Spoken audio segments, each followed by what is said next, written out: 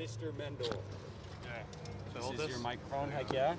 I thought it was cooler than just holding like normal like little microphones like this. Right.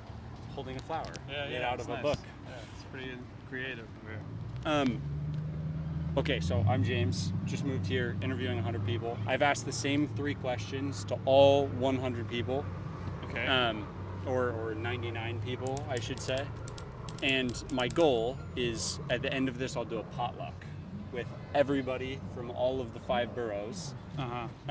So of course you'll be invited, but we'll get to the questions. The first question, Mendel, is what's your story? My story is 24 years old. I'm like a student in yeshiva, but then I also teach school, and learning to hopefully become a rabbi one day in the community. That's awesome. Do the same thing that my parents do. Yeah. And were you born in Pennsylvania, or you just lived there? Yeah. I was born in Pennsylvania. Yeah. Lived there until I started going to school, getting older. And then you moved here, and here for school specifically? Yeah. Originally, when I first came here for school, but now at this point, just a good place to live. I have a lot of friends here. Rent's a little expensive, but besides, Yeah. it's worth it. Yeah. What are you most excited about in your life right now? That's a really good question. I think maybe most excited just to be moving on, a newer stage, getting married and finding a permanent job.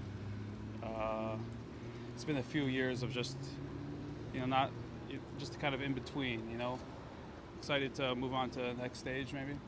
Yeah. I love it. Second big question for you is, what problem in the world right now means the most to you? Very good question. What problem in the world means the most to me? It's okay, it'll take like a minute to think about it. Yeah, of course. For me, it's like there's so many problems in the world, but no one person could possibly hope to work on all of them. Right. And so rather than focusing on like what the media is telling you and all of the political noise and whatever, I think it's really kind of special to go back to like what's in your heart. Right. Because also those are the problems that we know best enough to like work on. Right. And so Yeah. So like think about the question. It's just like there's like so many big problems in this world, but the question is like, what could I do to be part of it? How could I, try to solve that, fix that? How do I start for myself?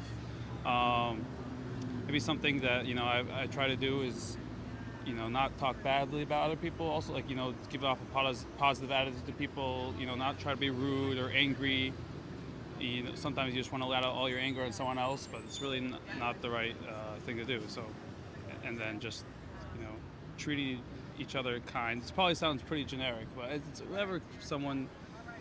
whatever we could do on a personal level, around your friends, your family, to make them feel good, and even if they're going through something, just be there for them.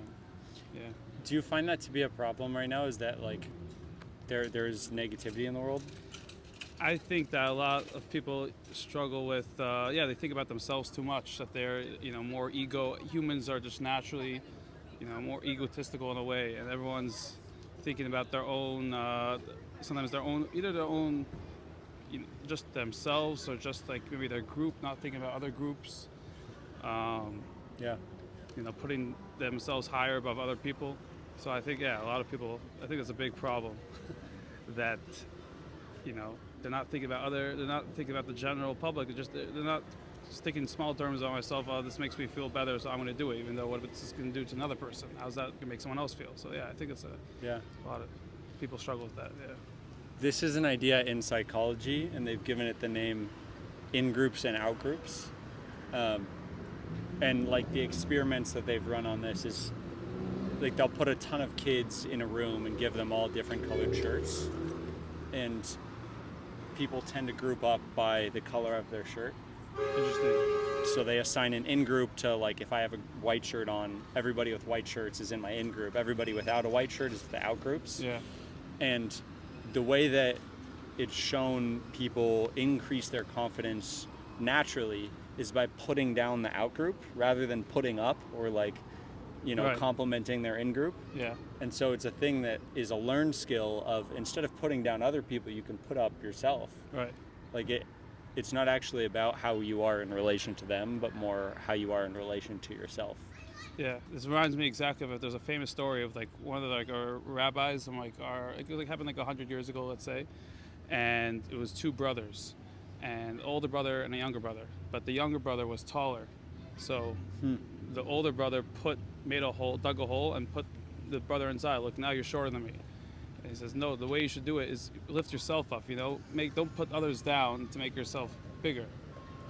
So that was like the lesson from that. That's a great story. Yeah. This is one thing I love about like religious and like generational teachings, is it's always so story based. Right. Like it's done so well to pass down the wisdom of the world. Like that was way more beautifully put than my like psychology thing. Right. I love that. Yeah. Last big question for you is, who's the most impressive person that you've met, and what about them was impressive to you?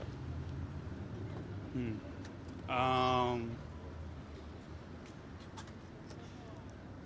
don't know. Just the first thing, the best answer for me just came for my father, if I could say that. If I met him, I always knew him, but I don't know. Throughout my whole life, a lot of times I just like see what he's done, how he is, maybe just through how much he's learned and how much he's taught to other people. And that's why I see him engaging with other people, teaching them a lot, and just. Also, he changed his life all around. He grew up not religious, and then ended up becoming like a big rabbi for the Penn State, college community. And it's just, I think that was very, very impressionable on me. How I always like think like, how could I, if only I could like learn, like this well, or just be very disciplined on, on myself. And he's a good role model to have, and yeah, very, very impressionable, always. What do you think makes a good rabbi? Someone that they can't have their own.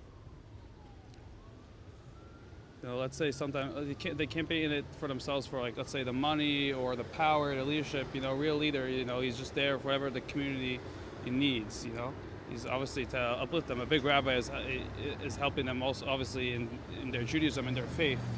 Strengthening that and uplifting, every single person. So many people, they have a big job on their shoulders. They have so many people coming up to them for questions, and they just have to try to be available, for everyone, for any small problem, big problem, and uplift the whole community that they're serving.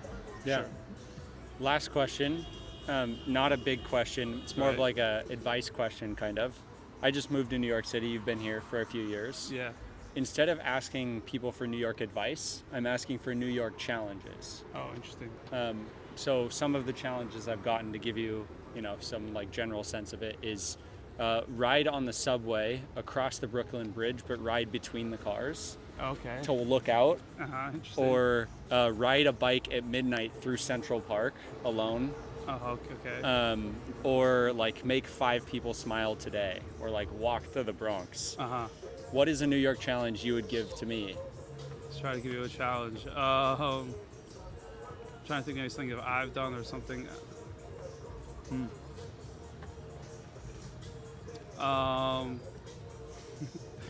Find trying to think. We find a good find a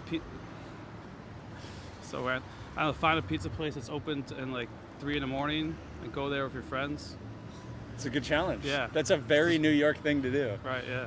I love it. Mendel, thanks for saying yes to this. Sure, yeah. Very nice to meet you. Yeah, it's nice to meet you. Let me give you a better handshake. Yeah. There we go. Yeah. I have some other curiosity questions, just because